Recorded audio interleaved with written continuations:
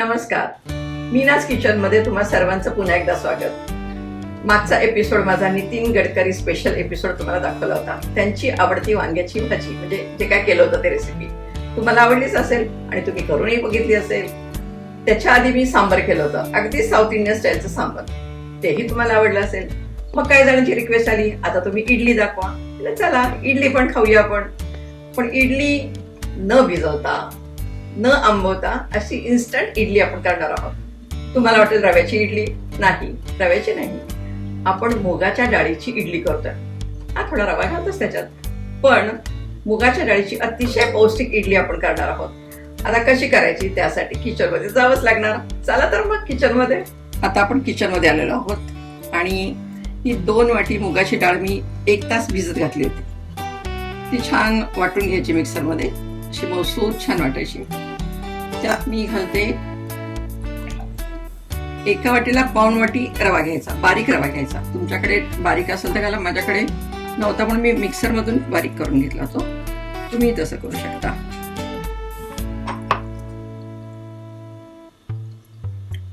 दोन वाटीला 1.5 वाटी रवा, बारीक रवा घ्यायचा आणि छान मिक्स करायचा.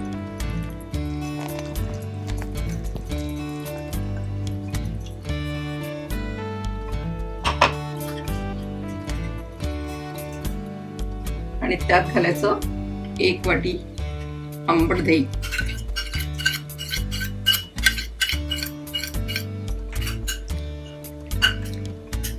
याला बघा, आपण काही भिजत घातलेलं नाहीये, आंबवलेलं नाहीये, डायरेक्ट आपण त्याची इडली करतोय आणि तीही अतिशय पौष्टिक आणि स्वादिष्ट.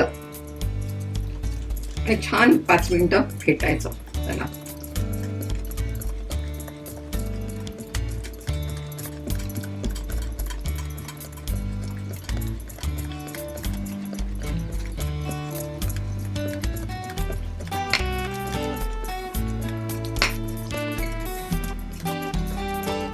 तुम्हाला कळेल बघा आता किती हलकं होत आलंय, फुलतो छान असा रवा फेटल्यानंतर हे मिश्रण चांगलं. आणि हे करण्यापूर्वीच तुम्ही पाणी गरम करायला ठेवायचं, म्हणजे उकळायला. म्हणजे हे मिश्रण फेटून झालं की लगेच आपण इडल्या करायला घ्यायच्या. हे बघा, याचा कलर पण आता लाईट झालाय, जो होता तो त्यापेक्षा. असं फेटलं की छान लाईट कलर होतो.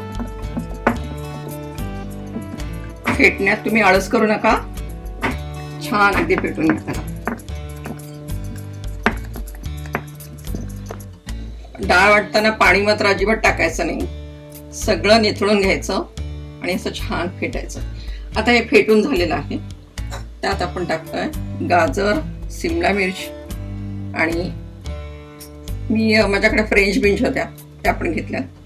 त्यामुळे काय आणि जास्त पौष्टिक होईल आणि मुलांना ते छान आवडेल सुद्धा खाताना. खूप कलरफुल दिसतंय ना, सुंदर.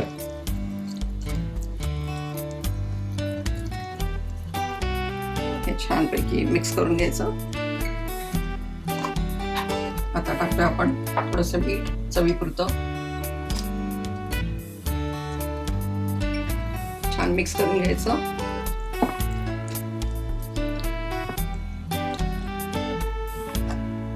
एक चमचाभर तेल,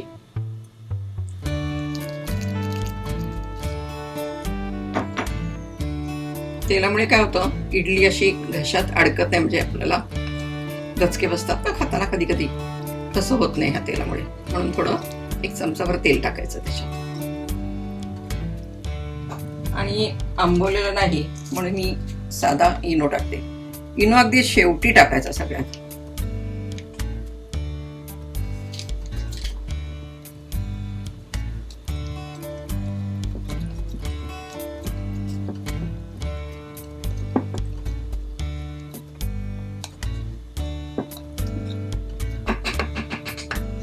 छानपैकी.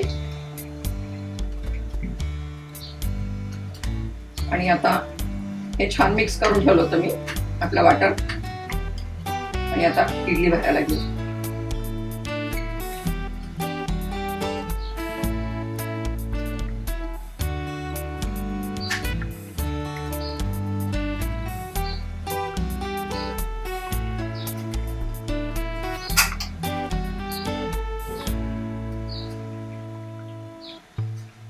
फार काठोकाठ नाही भरायची, अगदी खूप, नाही तर मग ते फुगल्यानंतर वर येईल. असं छान भरायचं. आणि खूप पौष्टिक आहे डाळीचं असल्यामुळे, म्हणजे फार भिजत घालायचं नाही जास्त वेळ, फक्त तासभर भिजत घालायचं. मी दुसरी पण असंच करून घेते. त्यालाही तेल लावून घेऊया.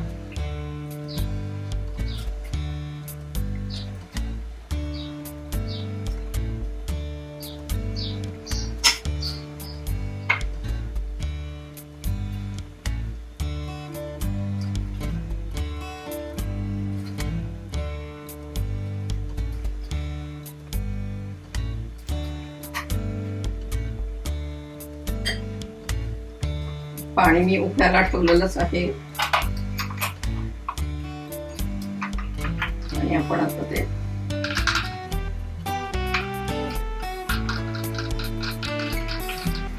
वाफायला ठेवूया. झाकण ते बसत नाहीये, त्यामुळे मी हेच ठेवते सरळ.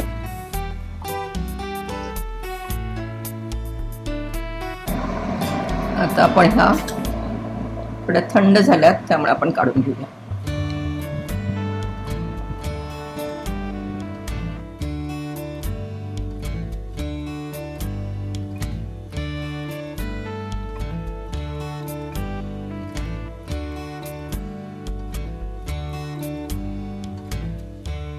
अशाच रीतीने आपण बाकीच्याही काढून घेऊया. ही छानपैकी मी अशी खमंग फोडणी तयार करून घेतलेली आहे. जिरं, मोहरी, कढीपत्ता आणि थोडं लाल तिखट, थोडं इडली चटपटीत करण्यासाठी. मला आवडते म्हणून मी तसं केलंय. तुम्हाला जर नाही फोडणी टाकायची वरून, नाही टाकली तरी चालेल. आणि आपण आता त्याचा मस्तपैकी तडका इडलीवर टाकूया.